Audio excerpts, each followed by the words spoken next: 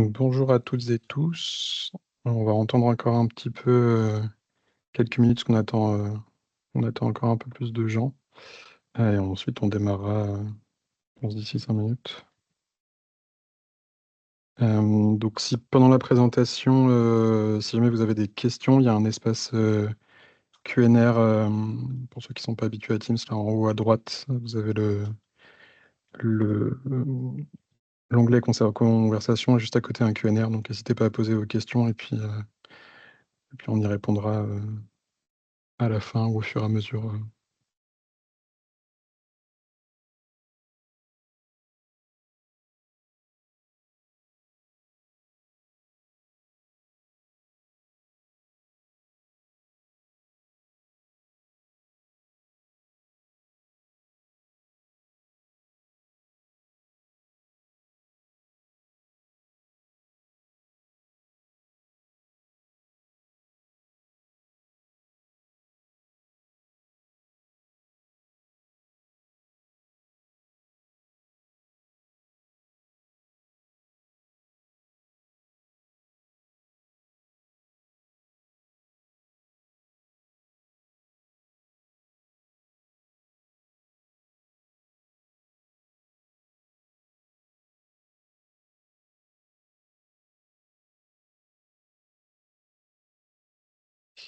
Elisabeth, tu vois qu'il y a des gens qui sont bloqués, des fois dans le Oui, oui, avec les attentes. Tu pourras je les l'ai fait laisser rentrer. Oui, rentrer, oui, oui, ouais, oui, top. ouais.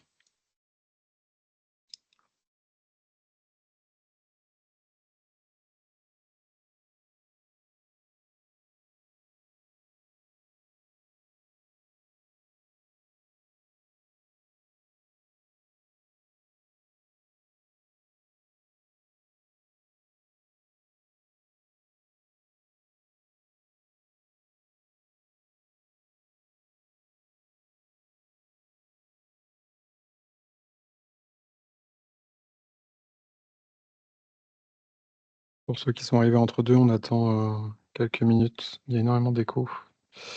Je vais essayer de me décaler. Bah, moi, j'en entends pas d'écho, donc est-ce que c'est pas, quelqu'un à côté qui a pas à côté de toi, Stéphane, c'est peut-être quelqu'un qui n'a pas coupé son micro ou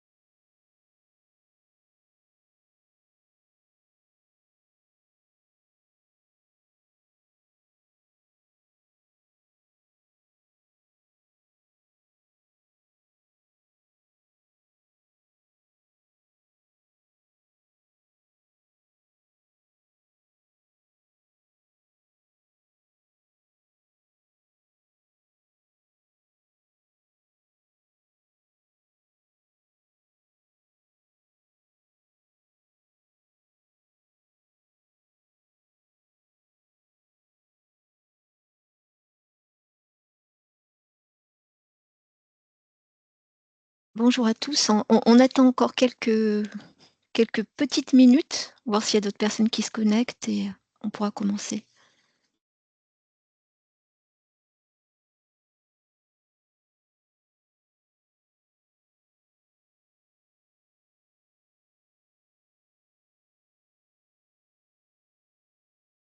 Désolé pour le contretemps, parce qu'il y a moins d'écho maintenant. Il y en avait pas en fait, hein. Je crois D'accord. qu'il y a que Stéphane qui en avait, et là, vas-y si tu parles à nouveau. Est-ce que vous m'entendez bien là? Pour moi, c'était mieux avant, mais Euh, ouais, c'est pas ouais, toujours mieux avant, mais je crois que ouais, ça fait un peu d'écho maintenant. ok. Je sais pas quel son. Oui, c'était mieux avant. Il y a d'autres personnes qui réagissent et qui disent et qui effectivement me disent que c'était mieux. Est-ce que là c'est un peu mieux au niveau son? Oui, Ok, top. On va pouvoir commencer du coup. Désolé pour ces petits soucis techniques. Euh, Partager mon écran. Euh, On voit bien les slides du coup, Elisabeth? très Ah ouais. bien. Ok. Mmh. Donc, bonjour à toutes et tous. Merci d'être venus à ce webinaire sur l'édition française de la SNOMED CT. L'objectif aujourd'hui, c'est de vous présenter pas mal d'informations, de faire déjà un rappel sur la SNOMED. On s'est dit qu'il y a peut-être des gens qui avaient attendu l'arrivée de cette édition nationale pour se plonger un peu dans le sujet. Donc, on souhaitait quand même faire un bref rappel, petite introduction sur la SNOMED et sur le NRC pour remettre un peu de contexte, reparler des licences et des accès qui sont quand même un aspect assez important de cette terminologie, avant d'aller un peu plus en profondeur du coup sur le sujet du jour qui est l'édition nationale française. Et on finira sur comment est-ce que vous pouvez contribuer à cette édition nationale et comment est-ce que vous pouvez vous former, en apprendre plus sur la SNOMED CT. D'un point de vue introduction, en octobre dernier, donc en octobre 2023, la France est devenue membre de la SNOMED CT, la SNOMED internationale. Donc ça a causé la création ce qu'on appelle un NRC, un National Release Center, donc un centre d'expertise. C'est un centre qui est présent dans chaque pays membre et qui sert de représentant officiel de la SNOMED CT dans ce pays-là et qui représente aussi son pays au sein de la gouvernance. Donc vous avez dans le NRC français, on est trois actuellement, donc Elisabeth et moi-même, et notre responsable Thierry Dard, qui siège à l'Assemblée générale de la SNOMED. Euh, donc, puisqu'en France, c'est l'ANS qui a ce rôle de NRC. Donc, parmi nos missions, on a la gestion et la distribution des licences et des fichiers de la SNOMED CT sur la plateforme qu'on appelle le SMT, qui est le serveur multiterminologie. On a toute la gestion des différents retours utilisateurs, alors que ce soit des questions euh, techniques, des questions on va dire métiers d'utilisation de la SNOMED CT ou des demandes d'évolution de la SNOMED. Vous pouvez nous envoyer vos questions par mail, on est là pour y répondre. Une partie formation, donc on a, et on va y revenir tout à l'heure, on a un planning de formation qui a commencé cette année et qui va se terminer là en 2025 avec différentes sessions de 2 jours de formation. On pointe aussi vers les différentes formations offertes par la Semaine internationale qui sont cette fois en anglais. Et on est en train de travailler sur des formats courts de formation, donc des vidéos de 2-3 minutes avec des quiz qui, eux, seront publiés sur la plateforme d'e-learning de l'ANS. Toute la partie traduction de la SNOMED et création de contenu est de notre responsabilité aussi. La partie contrôle qualité vis-à-vis des standards ANS et des standards de la SNOMED internationale, évidemment. Et une partie contribution, orientation vers les groupes de travaux. Donc la SNOMED CT a pas mal de groupes de travaux. Ça peut être des groupes de travaux métiers sur un domaine de la santé précis, mais aussi des groupes de travaux techniques. Euh, donc soit on y participe, nous, en tant que NRC, soit on vous invite à y participer. C'est l'occasion de faire rayonner l'expertise qu'on a en France et de s'assurer que la SNOMED évolue dans le bon sens vis-à-vis des besoins qu'on pourrait avoir en France. Alors, il faut euh, juste pas avoir de problème avec l'anglais, puisque vu que ce sont des groupes internationaux, les réunions sont faites en anglais. Mais la plupart des groupes sont ouverts, donc si jamais c'est un aspect qui vous intéresse, n'hésitez pas à nous contacter, on pourra discuter avec vous de quels groupes sont disponibles et comment les rejoindre. Donc la SNOMED CT, c'est une terminologie qui est utilisée globalement dans le monde. Il y a aujourd'hui 50 pays membres, puisque la semaine dernière, la Hongrie a rejoint la liste des pays membres. Donc sur la carte, vous voyez tous les pays en bleu foncé, ce sont les pays qui sont membres, comme la France, et en bleu clair, on retrouve les pays qui ne sont pas membres, mais dans lesquels des affiliés utilisent la SNOMED CT. Donc on voit qu'elle est quand même largement utilisée dans le monde. On voulait vous faire une présentation rapide de la SNOMED en 3 points. Donc la SNOMED, c'est un ensemble de concepts, des concepts qui vont représenter une idée clinique unique. Donc là, par exemple, on a l'infarctus du myocarde. Et chacune de ces idées cliniques, elle est représentée par un identifiant numérique unique, ce qu'on appelle le SCT-ID, le SNOMED City Identifier. Et donc là, pour l'infarctus, c'est le 222 980 06. Alors évidemment, cet identifiant, il est pratique puisqu'il nous permet de mettre un code que l'on peut utiliser pour représenter une idée plus ou moins abstraite. En revanche, d'un point de vue humain, il n'est pas très utile. Il y a quand même peu de chances que deux médecins discutent et disent que l'un a soigné un patient avec un 222 980 06. Donc le deuxième aspect de la SNOMED-CT, ce sont les descriptions. Donc sur chaque identifiant, on a plusieurs descriptions qui sont rattachées, qui permettent de rendre cette idée clinique, ce concept, compréhensible pour l'humain. Et ça nous permet aussi de nous rendre compte qu'une même idée clinique, elle peut être exprimée de différentes façons, et que ça ne pose pas de problème vis-à-vis de tout ce qui est échange de données ou interopérabilité. Donc on va pouvoir avoir pour un même identifiant des descriptions dans différentes langues, mais aussi des descriptions différentes au sein d'une même langue. Donc, si on a un cardiologue de Toulouse qui parle d'infarctus du myocarde et une cardiologue de Rouen qui parle d'infarctus cardiaque, les deux pourront trouver le même concept dans la SNOMED-CT sans qu'il y ait de soucis, puisque ces deux termes sont rattachés au même identifiant et c'est l'identifiant qui est utilisé dans le cadre de l'échange de données. Et enfin, la dernière notion importante, c'est la notion de relation. Chaque concept est lié à d'autres concepts par des relations.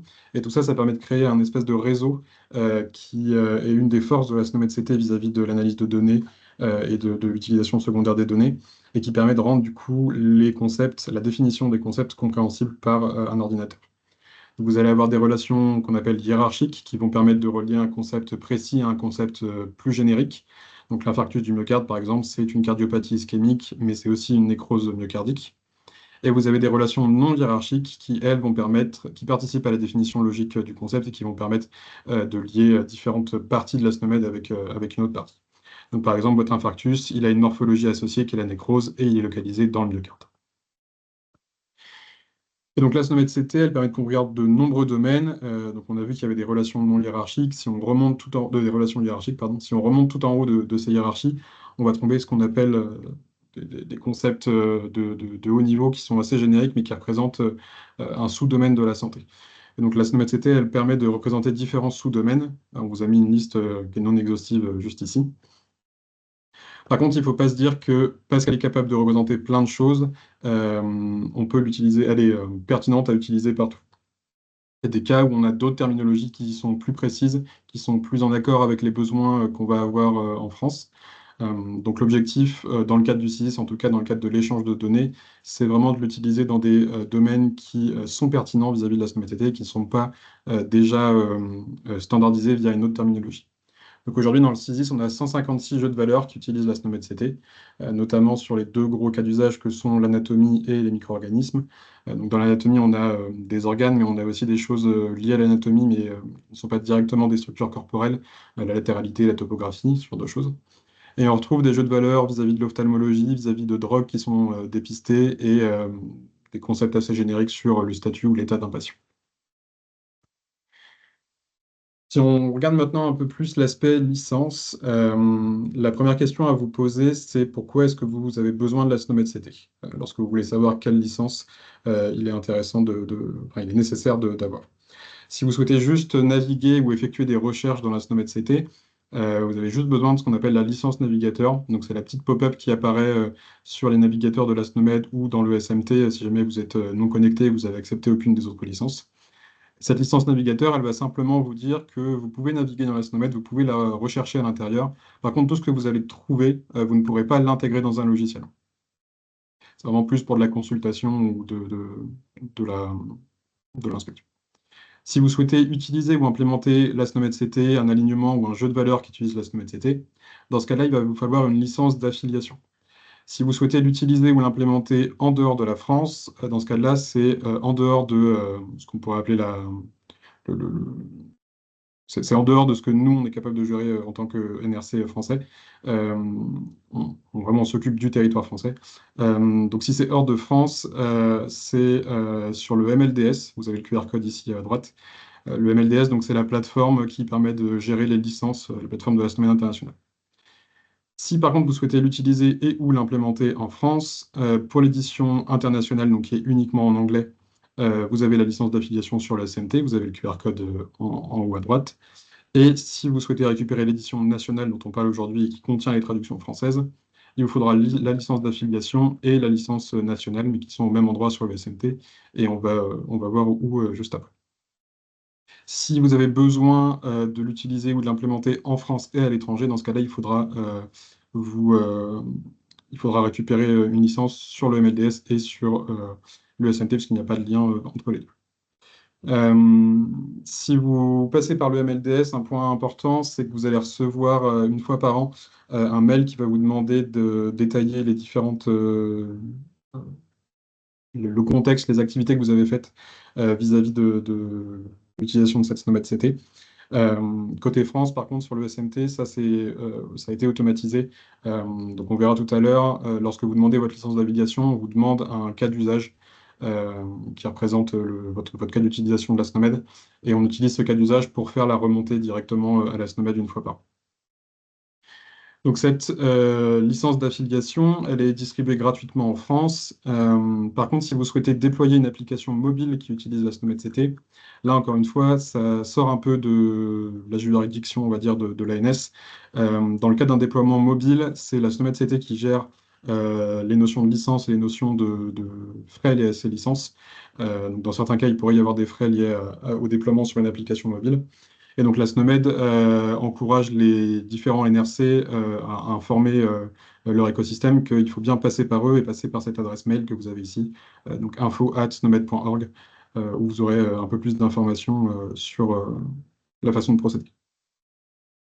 Enfin, une dernière option, ce serait que vous ne souhaitez pas utiliser directement la SNOMED TT, mais vous souhaitez l'utiliser via un logiciel qui vous est fourni par un tiers, hein, une entreprise du numérique en santé par exemple. Ce qu'il faut vous demander, c'est si ce tiers vous fournit une sous-licence ou non. Si ce n'est pas le cas, alors le tiers doit s'assurer que les personnes à qui il donne accès à la SNOMED CT via son logiciel ont une licence d'affiliation.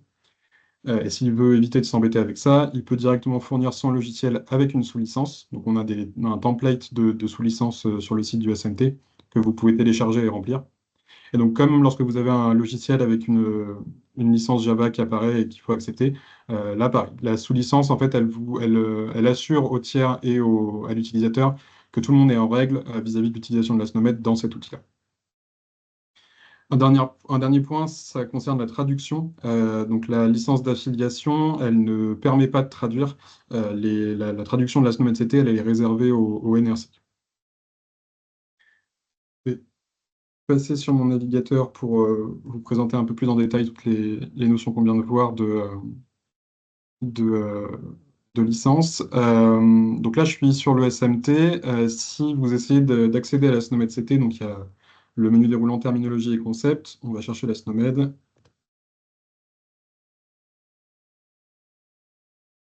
Et donc si j'essaye d'accéder à la terminologie SNOMED CT, on a ce qu'on disait tout à l'heure. Là, j'ai accepté aucune licence, donc j'ai la licence navigateur qui apparaît.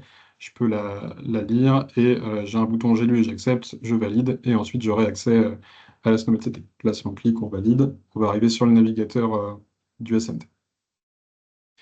Et pareil, ce qu'on disait tout à l'heure, si on va cacher- on va pas les voir, Je les ai validés ce matin, donc mon cache n'a pas été validé. Mais pareil, sur les navigateurs de la SNOMED, vous aurez cette pop-up quand vous arrivez de licence navigateur.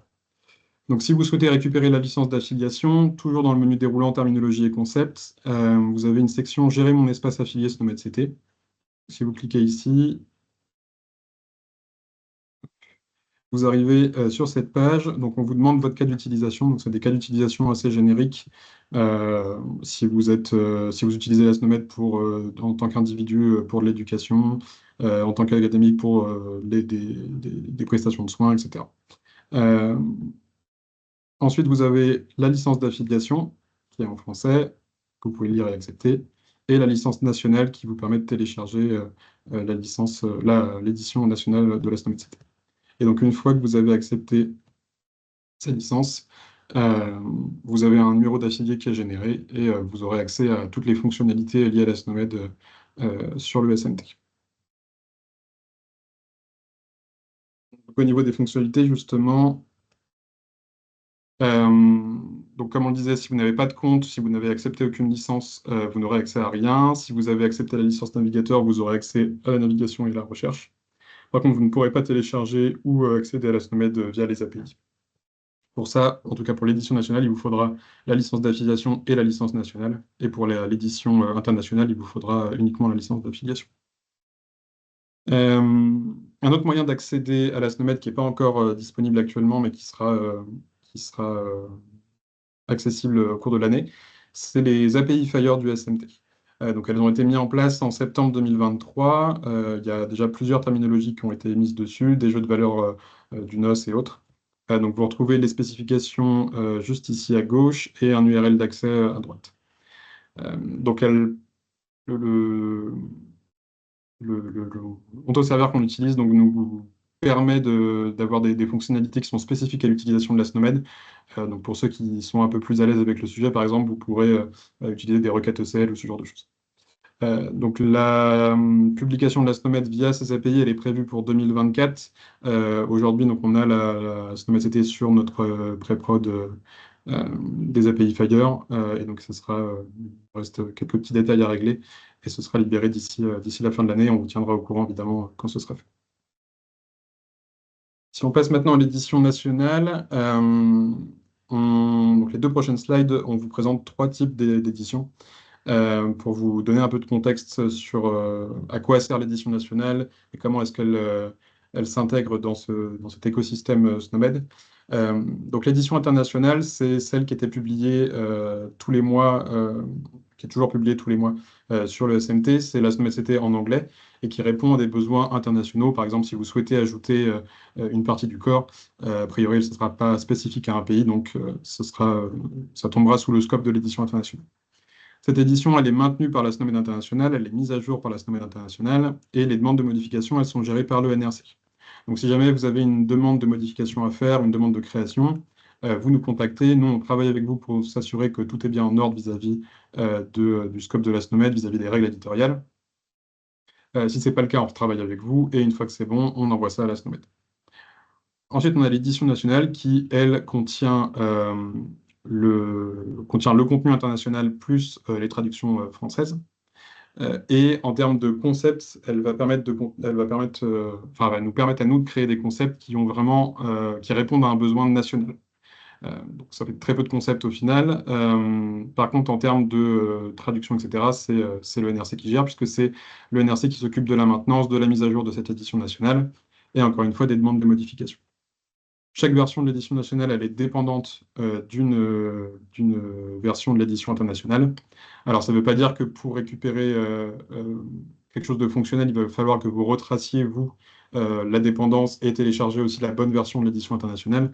Comme je le disais, l'édition nationale, elle comprend le contenu, les dépendances internationales, plus les traductions. Donc, le fichier suffit à lui. Et un nouvel aspect sur lequel on avait encore peu communiqué, c'est ce qu'on appelle les éditions locales. Donc les éditions locales, elles vont permettre de créer du contenu qui répond à des besoins locaux. Par exemple, si vous avez un terme précis, un acronyme précis qui est utilisé dans votre hôpital, ou un concept qui est pas utilisé en France, mais dont vous avez besoin, vous, localement, vous pouvez décider de créer une édition locale. Alors, on met quand même un gros warning là-dessus. Gérer une édition, c'est quelque chose qui est très chronophage. Vous ne pouvez pas vous dire, je vais créer mon édition et puis je vais la laisser vivre un peu. Si je ne l'utilise pas, je la laisse dans un coin et j'y retournerai quand j'en aurai besoin. Il y a des mises à jour régulières à faire vis-à-vis du contenu national et international. Ça demande vraiment une équipe de gens dédiés et ça demande surtout d'avoir des connaissances et de la formation sur les notions de modélisation, sur tout ce qui concerne la SNOMED CT.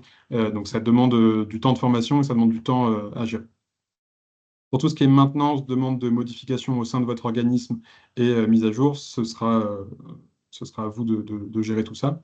Euh, et donc, on est bien sur un scope local, c'est-à-dire que ces concepts et ces descriptions que vous pourriez rajouter, elles vous servent à vous dans un hôpital, mais elles n'ont pas vocation à être partagées avec d'autres organismes, puisque ces organismes-là n'auront pas les identifiants, n'auront pas les éléments que vous avez créés, vous, de votre côté. Donc, si on a quelque chose qui sert à plus d'un établissement, ça remonte à l'échelle nationale, et donc c'est plutôt, ou internationale, et ça remonte du coup dans l'édition nationale ou l'édition internationale. Et donc, pareil, on a cette notion de dépendance. Chaque édition locale est dépendante, chaque version de l'édition locale est dépendante d'une version de l'édition nationale. Donc, au final, chaque édition, elle est différente. Elle a une gestion, un rythme de publication qui lui est propre. Par contre, il y a quand même une espèce de chaîne de dépendance et donc une priorisation à faire. Chaque édition doit se plier aux règles de l'édition dont elle dépend. Et évidemment, l'édition internationale, c'est celle qui prévaut sur toutes les éditions nationales. Et l'édition nationale d'un pays prévaut sur toutes les éditions locales de son pays. C'est aussi un élément qui est important à prendre en compte si vous décidez de faire une édition locale. Si jamais vous créez un concept et que de notre côté on le crée aussi, lorsque vous allez faire la mise à jour, vous allez avoir une alerte disant bah, vous avez deux concepts qui sont identiques, mais vous ne pourrez pas supprimer le concept qui vient de l'édition nationale. Donc vous n'aurez pas le choix que de supprimer le concept que vous avez créé. Donc vous allez vous retrouver avec possiblement des données en local avec un identifiant qui n'existera plus. Il faudra utiliser une nouvelle identifiant nationale, etc.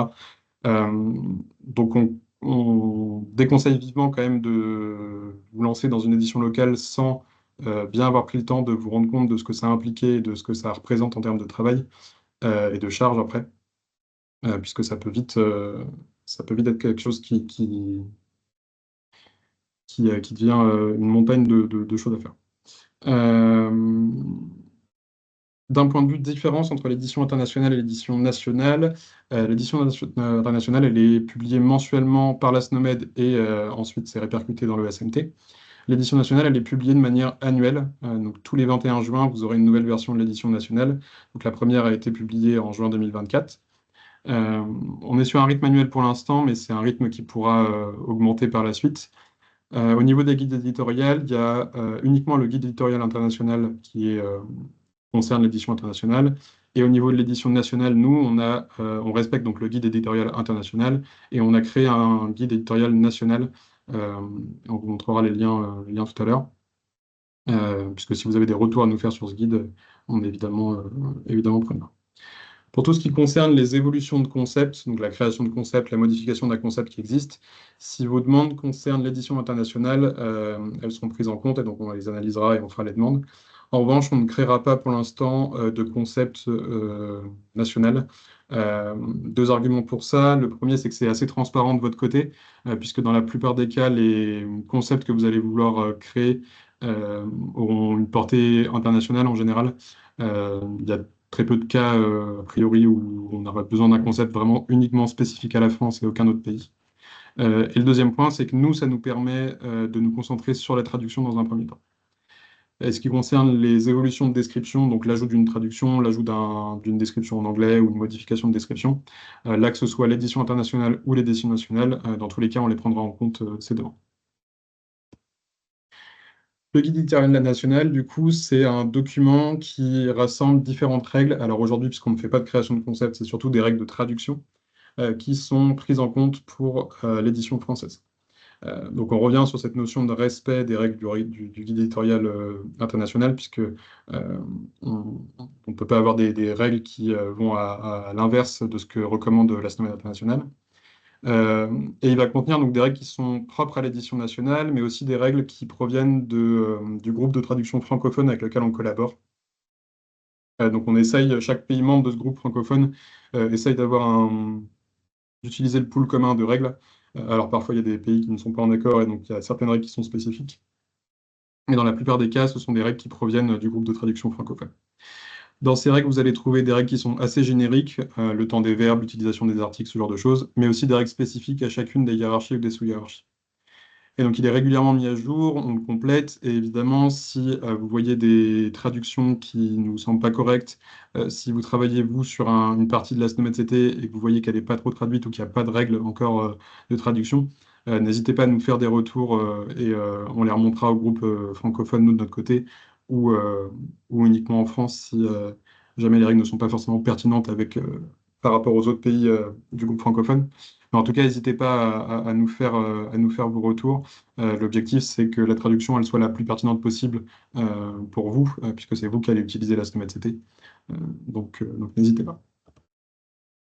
D'un point de vue traduction, justement, donc comme je le disais, on collabore avec ce qu'on appelle le French Translation Collaboration Group, le FTCG, qui donc regroupe la Belgique, le Canada, le Luxembourg, la Suisse et la France. Donc on a rejoint ce groupe en 2022, il a été créé en 2017, et donc l'objectif c'est de créer un pool commun de traduction. Et donc ce pool commun ensuite est utilisé par chaque pays pour créer sa propre traduction nationale, en faisant quelques modifications, quelques ajouts si besoin, en fonction des spécificités nationales.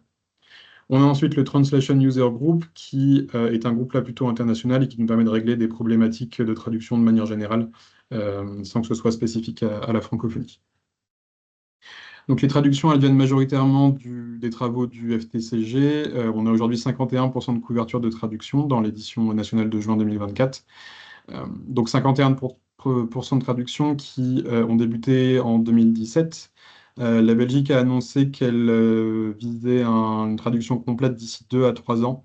Donc à voir si si elle arrivera à tenir ce délai et si le temps de relecture, d'intégration par le groupe suivra aussi.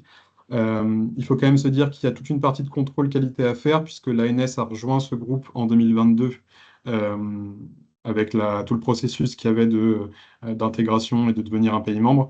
Donc on a quand même eu 5 ans où l'ANS n'était pas présente, ou en tout cas le futur NRC français n'était pas présent pour avoir une voix sur ces traductions-là.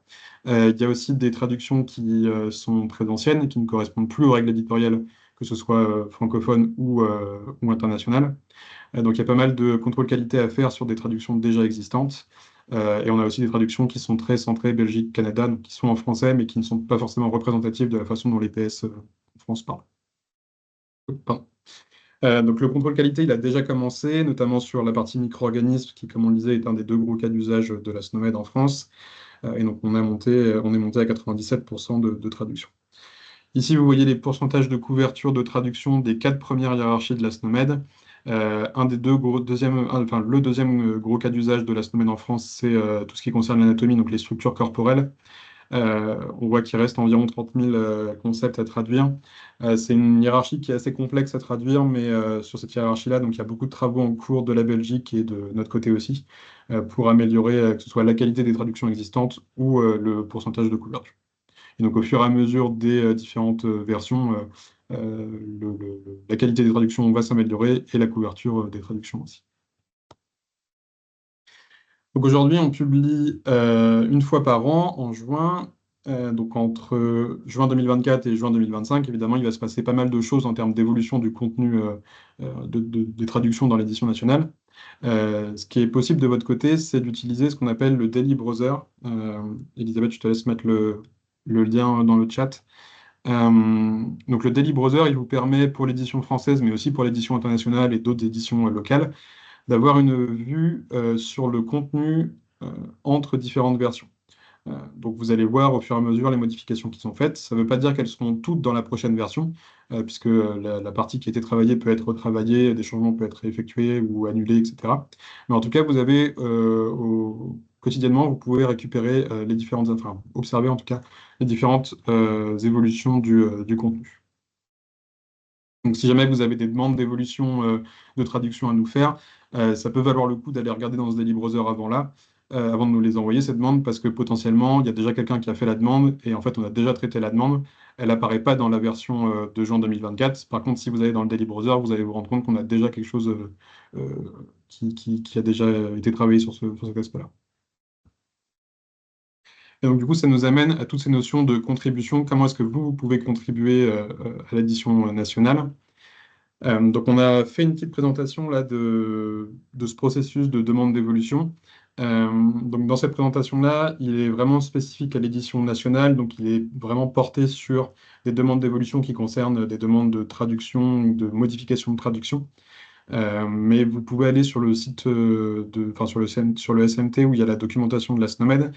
Et là, on détaille un peu plus les demandes d'évolution, même de création de concepts, par exemple, pour l'édition internationale. Mais là, aujourd'hui, vu que l'objectif, c'est de vous parler de l'édition française, on s'est vraiment concentré sur ces demandes vis-à-vis des descriptions. Donc, ce que vous pouvez faire comme demande pardon, d'évolution, c'est demander à inactiver une description. Par exemple, vous vous rendez compte qu'il y a une traduction qui est fausse ou qui contient un terme qui n'est plus du tout utilisé. Donc, il n'y aurait pas forcément lieu de la remplacer. Juste, cette traduction est incorrecte et il faut la supprimer. Vous pourriez demander une modification d'une description. Dans ce cas-là, c'est pas que la traduction est fausse, mais c'est que il y a une erreur à l'intérieur et du coup, on peut conserver la traduction. Il faut simplement modifier un aspect de cette traduction-là. Et enfin, le dernier type de demande que vous pourriez faire, c'est la création d'une nouvelle description. Dans ce cas-là, c'est voilà, cette partie-là, je travaille dessus, je me suis rendu compte qu'elle n'était pas traduite. Moi, ça m'arrangeait quand même que ce soit traduit, donc je fais une demande de traduction pour tel et tel concept. Pour chacune de ces demandes, il y a un processus à suivre qu'on a divisé en 3 étapes qui sont le cadrage, la compilation des éléments et l'envoi de la demande. D'un point de vue cadrage, il y a différentes notions à respecter lorsque vous faites des demandes d'évolution. Déjà, respecter les règles éditoriales, évidemment, que ce soit internationales ou françaises, mais aussi vous assurer que les descriptions qui soient utilisées, elles suivent ce qu'on appelle la règle CRU. Il faut qu'elle soit compréhensible, reproductible et utile. Compréhensible, il faut qu'elle soit comprise par les professionnels de santé. Il faut que, peu importe le professionnel de santé qui va lire cette description, il puisse la comprendre de la même façon.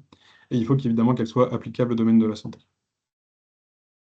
Au niveau des éléments, pour une demande d'évolution ou d'inactivation ou de création de traduction, il nous faut une explication brève de la demande. Je souhaite supprimer telle traduction, je souhaite ajouter telle traduction à tel concept. Une justification claire de pourquoi est-ce que vous faites cette demande. Nous, ça nous permet d'avoir le contexte et de répondre au mieux à la demande, soit parce que tel terme dans la description est désuet, soit il y a une erreur et on parle de quelque chose de plus précis que ce que le concept représente, ce genre de choses. Au moins une référence bibliographique scientifique qui doit être récente, libre et gratuite et qui provient d'une source faisant autorité. Donc tout ce qui est les supports de formation pour patients, les wikis, etc., ce genre de références ne sont pas autorisés. Donc toutes ces règles-là, ce ne sont pas des règles qui ont été définies par l'ANS, c'est les règles qui sont mises en place par la SNOMED internationale et qui permettent en fait de s'assurer que le processus de demande il est le plus rapide possible.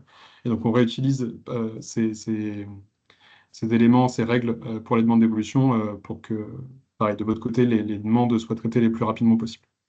Et enfin, une explication de toute abréviation ou acronyme qui pourrait être présent dans la description que vous demandez.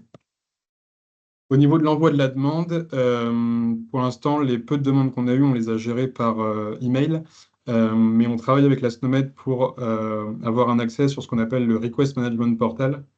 Donc vous avez le lien juste ici. Aujourd'hui, le portail pour les demandes de l'édition française n'est pas encore accessible. La semaine nous a annoncé une publication d'ici courant octobre. Donc on vous tiendra au courant dès que ce portail sera disponible. Mais du coup, plutôt que d'envoyer un mail, vous aurez en fait directement un formulaire. On peut d'ailleurs aller voir la version belge, puisque du coup, il y a une traduction française.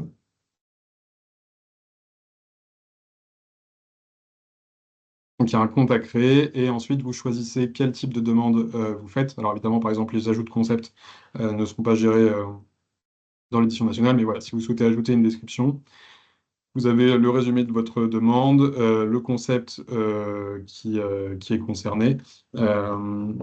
l'identifiant, le nom du concept, etc., la justification, la référence. Et donc là, vous avez juste à remplir les champs et à soumettre. Nous, ça nous permet de traiter la demande plus rapidement que par mail. Ça permet d'avoir aussi un envoi un peu plus standardisé. Donc, on vous tiendra au courant, évidemment, dès que le portail spécifique à la France sera disponible, puisque, évidemment, si vous utilisez un des autres portails, la demande sera envoyée au NRC du pays en question.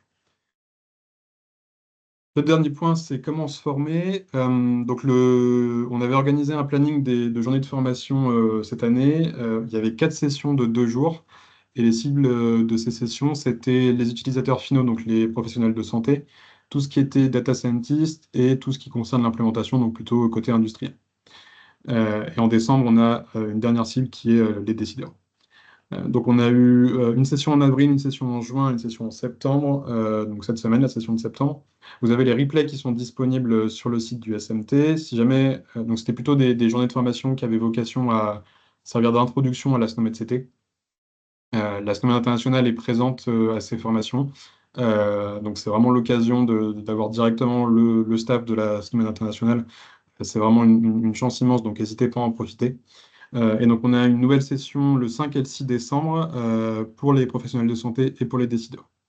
On aura 2 nouvelles sessions de 2 jours en 2025. Et on a en plus tout ce que je disais tout à l'heure, le portail d'e-learning de l'ANS, le portail d'e-learning de la SNOMED, avec pas mal de cours qui sont gratuits d'ailleurs depuis que la France est devenue membre. Donc n'hésitez pas à aller voir ces cours-là. Sur le site du SMT, je vous parle depuis tout à l'heure là, de la documentation ANS sur le site du SMT. Il est dans l'onglet Assistance. Si je reprends ma page du SMT. Donc ici, dans Assistance, vous avez une section Documentation SNOMED CT, dans laquelle vous avez une page dédiée aux accès aux licences, au cycle de publication, à la demande d'évolution. Donc c'est là que vous allez pouvoir avoir un peu plus de détails sur comment faire une demande de création de concept pour l'édition internationale, par exemple. L'édition nationale et les traductions, formation et webinaire, donc là vous allez retrouver des replays des différentes formations, et liens et outils utiles. Notamment si on va sur liens et outils utiles, donc vous avez différents outils, différents documents, et vous allez retrouver le guide éditorial de l'édition française, et vous allez retrouver le modèle de sous-licence dont on parlait tout à l'heure. Donc au niveau des formations, comme je disais, vous avez les replays qui sont disponibles ici. Au niveau, et donc, si jamais vous ne savez pas, au niveau de ces formations, si jamais vous avez du mal à voir parmi la plateforme d'e-learning de la SNOMED quel cours pourrait être intéressant pour vous, on vous a fait des tableaux de recommandations avec un code couleur recommandé, optionnel, non essentiel, pour les différents types d'utilisateurs, en disant, voilà, pour tel cours, il ne nous semble pas essentiel que vous le fassiez, mais par contre, si on regarde les gens qui font de l'analyse de données ou de la R&D, on va avoir des cours un peu plus élevés. Sur les gens qui font de la traduction, on va voir le parcours de traduction, etc. Donc, si jamais vous avez un doute, vous pouvez vous référer à ces tableaux-là. Euh, Vous avez une description aussi tout en haut assez rapide des cours avec des liens vers le site d'e-learning de la SNOMED. Bien faire attention, les derniers cours sont assez intéressants, mais demandent un investissement en termes de temps. Euh, 80 heures sur plusieurs mois ou 90 heures. Donc c'est quand même une grosse charge de travail. Le premier cours, là, le Foundation Course, qui sert d'introduction et qui se fait à environ 7 heures, a été traduit par la Belgique. Donc le cours est disponible en français. Je ne sais pas si la Belgique traduira d'autres cours ou si le groupe francophone se mettra à traduire d'autres cours. En tout cas, pour l'instant, vous avez déjà le Foundation Course qui est disponible en français. Donc là, vous avez le lien vers la plateforme d'e-learning de la SNOMED, le site de documentation de la SNOMED internationale qui est l'espace Confluence, qui est une mine d'informations. Vous allez retrouver toutes les spécifications liées à la SNOMED ou à des outils associés à la terminologie. En ce qui concerne les formations, comme je disais, c'est surtout des formations d'introduction qu'on a fait pour l'instant. Si vous avez des besoins de formation un peu plus précis, vous pouvez nous contacter par mail. Pareil, si vous avez des questions en dehors de la formation sur la SNOMED ou sur les terminologies en général, puisque c'est la boîte mail de l'équipe sémantique. Donc n'hésitez pas à nous envoyer un mail. Et enfin, vous avez la page SNOMED CT sur le site de la l'ANS qui sert un peu de hub qui relie les différentes pages dont on vient de parler, les différents aspects concernant le NRC et la SNOMED en France. Tout ce qu'on avait à vous présenter aujourd'hui. Je ne sais pas s'il y a déjà des questions dans le chat, Elisabeth. Oui, oui, oui, il y a des questions. Alors la première, il y en a même deux qui portent sur les licences. Donc la première, si on a déjà une affiliation historique du MLDS qui date d'avant que la France soit devenue membre, que fait-on? Ouais. Alors, il n'y a pas de lien entre le MLDS et le SMT. Le MLDS, en fait, il ne pourra pas vous permettre de télécharger la licence, l'édition nationale. Le MLDS, il sert à gérer tout ce qui est en dehors de la France. Tout ce qui est en France, c'est géré au niveau du SMT. Donc, il vous faudra juste refaire le. Je ne sais pas si vous étiez là dès le début, mais juste refaire le. Je vais repartager mon écran. Retourner sur le site du SMT. Et donc là, vous avez le menu déroulant terminologie et concepts, la section gérer mon espace affilié. Et juste à remplir cette petite question, lire les licences, et vous aurez votre identifiant. Enfin, vous aurez accès au téléchargement de l'édition nationale.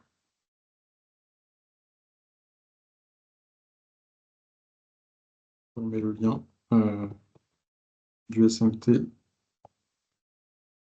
Enfin, l'espace d'affiliation dans le chat.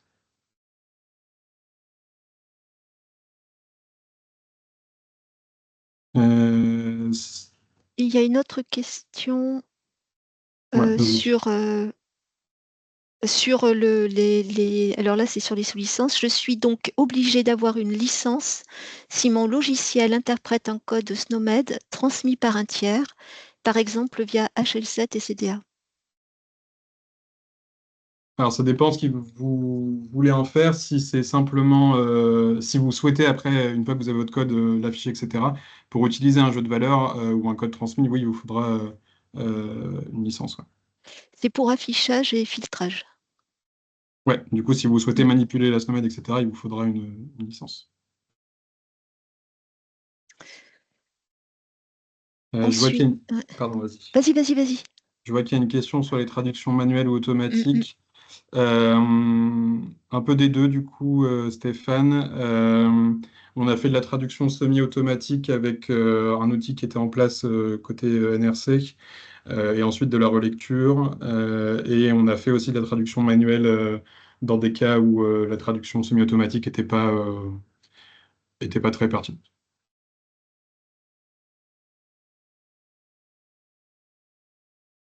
Alors ensuite, une question pour confirmer ou infirmer. Il me semble qu'il y a des règles sur les SCTID des concepts pour les éditions nationales et locales, point d'interrogation, pour éviter les doublons. Tranche attribuée par SNOMED CT.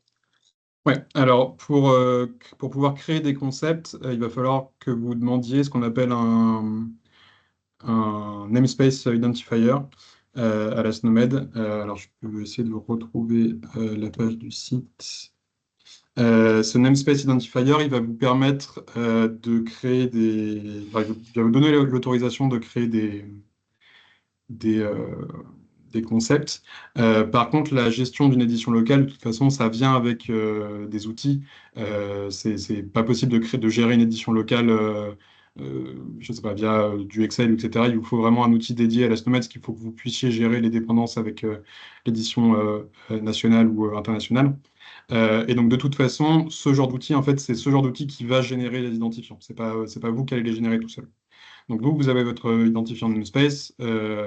J'imagine que selon l'outil que vous utilisez, il y a un paramétré, vous mettrez votre identifiant de namespace. Et après, le logiciel l'utilise lorsque vous créez des concepts. Et du coup, dans tous les concepts que nous, on pourrait créer côté édition nationale ou que vous pourriez créer, il y aura votre namespace, votre identifiant de namespace. Et donc, on saura que c'est vous qui l'avez créé, donc il a été créé de votre côté. Donc en effet, impossible de le confondre avec d'autres d'autres identifiants de concept. Mais c'est pas à vous de créer l'identifiant à la main, c'est quelque chose qui est géré par par le, euh, par le soft, a priori. Nous, pour la gestion de notre édition Local, on utilise les outils de la SNOMED là, qui sont en open source. Euh, donc, on n'a pas accès. Enfin, le paramétrage est fait par la SNOMED internationale, mais je sais qu'il y a d'autres industriels en dehors de la SNOMED, qui développent des outils.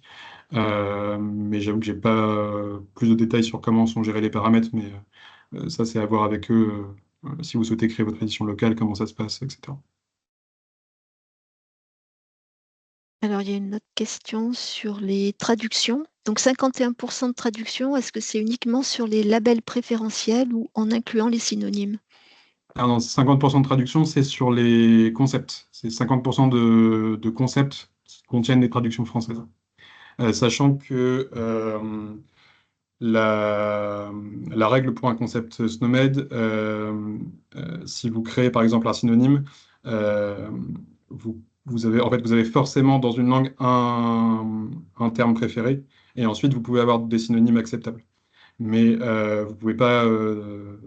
Les concepts qui sont traduits en fait ont forcément un terme préféré en français, et ensuite ils ont potentiellement des synonymes acceptables en français ou non. Mais ils ont au moins le terme préféré. Alors, une autre question sur la maintenance. En fait, est-ce que la plateforme de proposition maintenance est un outil de l'ANS ou un outil SNOMED international auquel vous avez accès en tant que NRC? Alors, je suis pas sûr de savoir ce que vous désignez, Pierre, par plateforme de propos. C'est la plateforme le Request Management Portal là, pour les demandes d'évolution, si vous si vous êtes encore là, si vous pouvez ouais. Euh, c'est un outil qui est offert dans le cadre des services. En fait, les différents outils de la SNOMED sont proposés en open source. Ils ont une page Git, donc vous pouvez les réutiliser, etc. Par contre, nous, en tant qu'NRC, on a accès à un package d'outils. Donc, les outils sont directement. On n'a pas besoin d'aller sur le Git, de les mettre en place, etc. On a le package entre guillemets clé en main. Sur ce Request Management Portal, vu qu'il est géré sur les éditions nationales, j'aurais tendance à dire qu'il est assez spécifique au NRC. Ça m'étonnerait qu'il puisse être utilisé pour gérer les demandes de création pour une édition locale, par exemple. Mais du coup, pour répondre à votre première question, c'est pas un outil de l'ANS, c'est un outil de la Semaine internationale. Et ensuite, une question sur, donc je ne suis pas encore assez avancée dans ma connaissance de SNOMED en général, mais est-ce qu'il y a des catalogues thématiques par spécialité? Alors, je vais partager mon écran. Il n'y a pas vraiment de catalogue. Alors, attendez, parce qu'avec Teams, je ne vois pas très bien le. Voilà. Donc ça, c'est le navigateur de la SNOMED, navigateur international. Si je vais dessus, alors je vais utiliser la version anglaise que j'ai plus l'habitude de l'utiliser, j'avoue que l'édition française. Mais donc on n'a pas de catalogue par thématique. On a ce qu'on appelle la SNOMED, elle est structurée en hiérarchie. Donc ce que je présentais tout à l'heure, chaque concept est lié à d'autres concepts. Ça forme une espèce de réseau. Et on a notamment des relations non hiérarchiques qui permettent de lier un concept précis à un concept un peu plus générique. Par exemple, on pourrait avoir euh, le concept Covid-19 aigu, qui est un enfant de Covid-19. Un Covid-19 aigu est plus spécifique qu'un Covid-19. Et on va remonter, le Covid-19, c'est une infection à coronavirus, c'est une infection virale, c'est une infection, c'est une maladie. Et donc on remonte, ainsi de suite. Donc plus vous allez descendre, plus vous allez avoir des concepts précis, et plus vous allez remonter, plus vous allez avoir des concepts génériques. Et si on remonte tout en haut de chacune de ces grosses hiérarchies, ce que vous pourriez désigner comme ce que vous disiez dans votre question par des catalogues, et du coup, en fait, c'est ce qu'on va voir affiché ici. Donc si on affiche les versions euh, en français, on va retrouver du coup une hiérarchie, ça charge, hop. Une hiérarchie pour les organismes, une hiérarchie pour les actes médicaux, une hiérarchie pour les substances, une hiérarchie pour les structures corporelles, etc.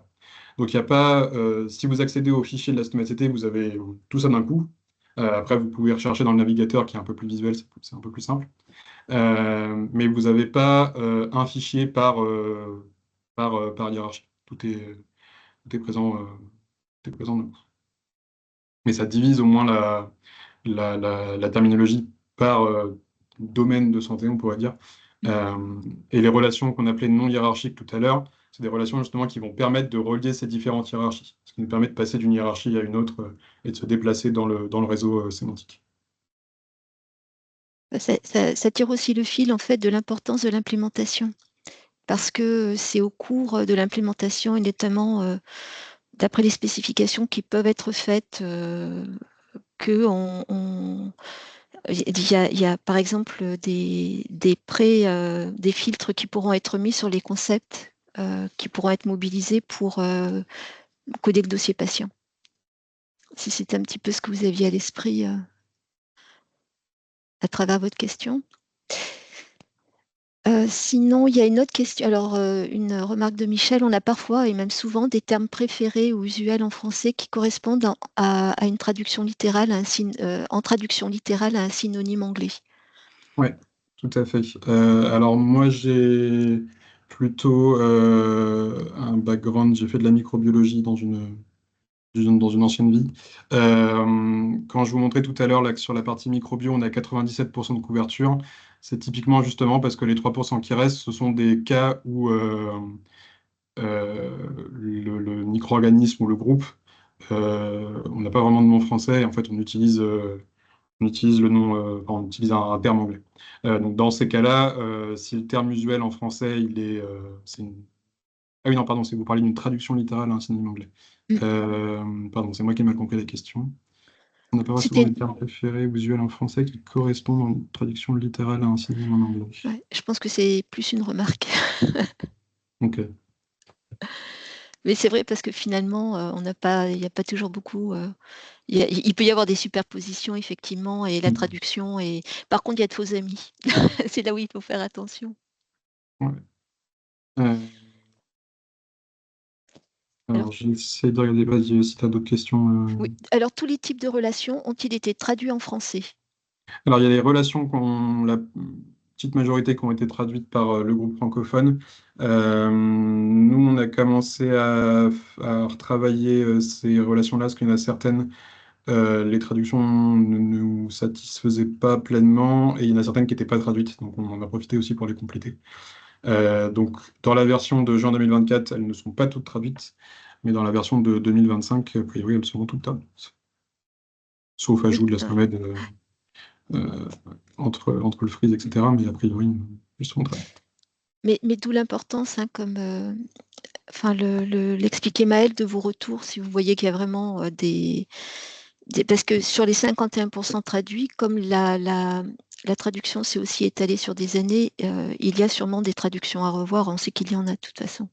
Donc on y travaille, mais c'est important vraiment d'avoir votre retour. Alors ensuite, il y a une question sur les médicaments. Est-ce que les médicaments sont avec la classification ATC et est-ce que les DM sont décrits avec le MDN? Je te laisse juste gérer les questions, Elisabeth, parce que je dois Alors libérer la salle, donc ça va ouais, retrouver. alors les médicaments, ils ne sont pas avec la classification ATC en fait, parce que le, l'ATC, c'est une classification à part entière hein, au même titre MDN pour les dispositifs médicaux. Donc, il y a vraiment, en ce qui concerne il y a un modèle médicament hein, qui est propre à SNOMED international, à SNOMED CT, excusez-moi, et qui, avec une description en termes de substance, c'est une virtualisation en fait du médicament. Si ça vous intéresse, je peux mettre le lien dans le chat. Donc, il n'y a pas de... Et donc, concernant la classification ATC et pour MDN, en fait, dans la SNOMED, il y a bien des dispositifs médicaux, mais ils ne sont pas décrits avec EMDN. Ils ont, en fait, ils répondent à la modélisation en fait, qui sont notés dans le guide éditorial pour la SNOMED CT. Alors, je ne sais pas si vous avez toutes ces documentations, en fait, sont disponibles hein, sur le site dont on peut faire référence. Il faut que je vous retrouve le lien, mais sur le site de Confluence, en fait, de la SNOMED, et qui est vraiment intéressant parce que c'est là où vous pouvez trouver en fait, tous les liens vers à la fois la documentation, guide éditorial, groupes de travail, et cetera, qui sont en cours. Tu m'entends, Elisabeth? Je t'entends Oui, pas. ah, moi je t'entends, je t'entends. Ok, c'est bon, ouais. Je Ouais, t'entends c'est mieux. bon. Je sais pas si tu as géré toutes les questions du coup, s'il en reste. Non, non, il en reste en fait. Il y avait bon, une remarque en fait. Est-ce que c'est dommage parce que pour faire des requêtes avec les deux, c'est beaucoup plus efficace quand on fait le saut à SNOMED-CT, d'utiliser SNOMED-CT qui permet de requêter sur un nombre très réduit de concepts. Oui, c'est vrai. Après, il ne faut pas oublier que la classification ATC, c'est vraiment une classification qui, tout d'abord, a pour objectif de classifier des substances. Et par exemple, si on regarde et pas des médicaments. Et en fait, on l'utilise pour classifier des médicaments, mais par pratique, parce que c'est pratique et par extension. Et alors, tout simplement, il est possible aussi que, en fait, il y ait certaines indications pour un médicament donné dans un pays donné, pour lesquelles il n'y ait pas de classification ATC. Donc, si vous voulez, c'est voilà. Après, il faut arriver à trouver le bon curseur et tout dépend de ce que vous souhaitez faire à travers les requêtes que vous mettez en place. Il y avait un point en fait qui revenait sur les licences. Si un hôpital utilise un logiciel qui exploite SNOMED-CT, qui doit posséder une licence? L'éditeur du logiciel, l'hôpital, les deux? Alors ça dépend. Si l'éditeur qui vous donne le logiciel vous offre le logiciel avec ce qu'on appelle une licence tiers, vous n'avez pas besoin d'avoir une licence d'affiliation parce que le logiciel vous est fourni avec la licence qui vous permet d'utiliser la SNOMED dans le cadre du logiciel. Par contre, il y a enfin, si un éditeur décide de ne pas vous fournir de licence tiers parce qu'il ne veut pas avoir à s'occuper de ça, du coup, il faudra que vous soyez affilié pour accéder à la SNOMED dans l'outil. Donc ça dépend de ce que votre éditeur vous met à disposition. Je vois qu'il y a une autre question sur Medicabase. Ouais, ah Globalement, ouais. en France, ce qui concerne le médicament, c'est plutôt géré par le RUIM, le référentiel unique du médicament. Et la SNOMED, la modélisation des médicaments, des substances, elle a été basée plutôt sur des standards du coup internationaux, j'imagine. Mais du coup, il n'y a pas forcément de volonté de créer du contenu vis-à-vis des médicaments dans l'édition nationale, par exemple, puisque le standard utilisé pour cet aspect-là en France, ce sera le RUIM. Alignement SNOMED RUIM, pour l'instant, il n'y en a pas, mais si jamais c'est un besoin de votre côté, vous pouvez faire une demande comment ça s'appelle, une expression de besoin. Si je dis pas de bêtises, tous les ans, il y a des réunions là d'expression de besoin vis-à-vis du site. Donc, si jamais c'est un besoin identifié, n'hésitez pas. Ah oui, ça c'est important. Et ensuite, il y a une question aussi sur quid de la correspondance entre SIM10 ou SIM11 et SNOMED-CT. Donc, si vous allez sur le MLDS, puisque le mapping est sur le MLDS, l'alignement pardon est sur le MLDS, vous pourrez accéder à l'alignement SNOMED SIM10 qui existe déjà. Par contre, ce qui concerne la SIM11, aujourd'hui, on n'a pas de réponse à vous apporter. Pas que le sujet ne nous intéresse pas, au contraire, mais c'est surtout que pour l'instant, on est surtout en attente des décisions qui seront prises d'un point de vue politique entre la SNOMED internationale et l'OMS. Donc il y a des discussions qui sont en cours depuis quelques temps. Tant qu'il n'y a pas de décision prise de ce côté-là, c'est assez dur de vous donner des informations. Hier et avant-hier, on avait la SNOMED internationale pendant les journées de formation.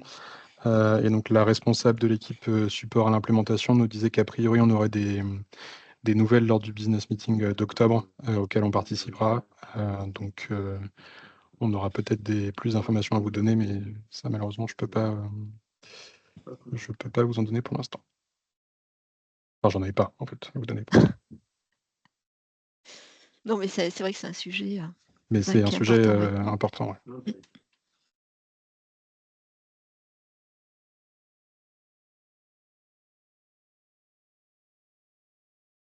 Il n'y a plus de questions, Elisabeth? Non, j'en vois pas d'autres. J'espère que n'avoir oublié personne. Si vous avez d'autres questions qui vous viennent après, n'hésitez pas à nous les envoyer Ah si, par excuse-moi, mail. Maëlle, il y en a une, c'est Ouais. comment l'ANS va contrôler l'utilisation de la SNOMED par des éditeurs, surtout si ces données sont récupérées indirectement. Alors, il n'y a pas forcément d'objectif de contrôle dans le sens où, dans le cadre de l'échange de données, il y a des jeux de valeurs qui sont définis dans les volets. Donc, en fait, en général, l'éditeur a pas. C'est pas l'éditeur qui choisit les données qui sont utilisées. En fait, les données, elles sont définies par le jeu de valeurs qui sont présents dans le volet. Donc, c'est à la fois plus facile pour vous et ça évite en effet l'utilisation de mauvais concepts. Et après, d'un point de vue en dehors du CISIS, donc si vous souhaitez faire de la recherche, de l'analyse de données, de l'utilisation interne, on n'a pas tellement de contrôle à avoir, c'est plus des recommandations et des bonnes pratiques. On n'a pas de recommandations à avoir dans le sens où si les mauvais concepts sont choisis, ça va plus vous impacter négativement vous, puisque ça va vous poser un problème à un moment dans votre analyse de données, par exemple. Donc, il y a le guide éditorial international qui est une très bonne source d'informations là-dessus. Les formations à partir de l'implementation course, on commence à voir ce qu'il y a dans les différentes hiérarchies, etc. Donc ça, c'est pareil, c'est une bonne source d'information. Et après, globalement, sinon, vous pouvez contacter, le NRC sert à ça aussi, hein, nous pardon, si vous avez des questions sur ces sujets-là voilà, j'ai une utilisation en interne ou pour un projet de recherche, je ne sais pas trop dans quelle partie de la SNOMED chercher. Voilà. N'hésitez pas, n'hésitez pas à nous contacter là-dessus. Je ne sais pas si ça répond à votre question, Théo. Oui.